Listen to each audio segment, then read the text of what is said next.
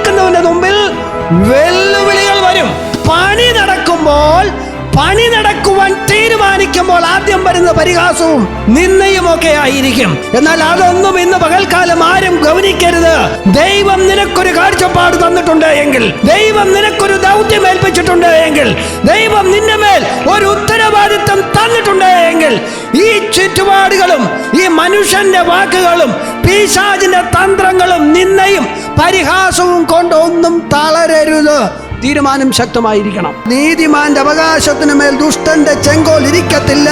നിന്റെ ഭവനത്തിൽ, നിന്റെ കുടുംബ ജീവിതത്തിൽ, നിന്റെ തലമുറകളുടെ വിഷയത്തിൽ നിനക്കോരോ കഴിയുമില്ല പിശാചേ എന്ന് പറയുവാൻ എത്ര പേർക്ക് കഴിയും? ഇന്ന് പകൽക്കാലം നീ ഭാരപ്പെട്ടിരിക്കുന്ന നിന്റെ കുടുംബ ജീവിതത്തിൽ നിന്റെ തലമുറയെ കുറിച്ച് പിശാചിന്റെ മുഖത്ത് നോക്കി പറയുവാൻ എത്ര പേർക്ക് ധൈര്യമുണ്ട്? നിനക്കൊരു അവകാശവും എന്റെ ഭാര്യയുടെ മേൽ, എന്റെ ഭർത്താവിന്റെ മേൽ, എന്റെ കുഞ്ഞുങ്ങളുടെ മേൽ, എന്റെ അവകാശത്തിന് മേലില്ല. എത്ര പേർക്ക് പറയുവാൻ കഴിയും? പറയണം.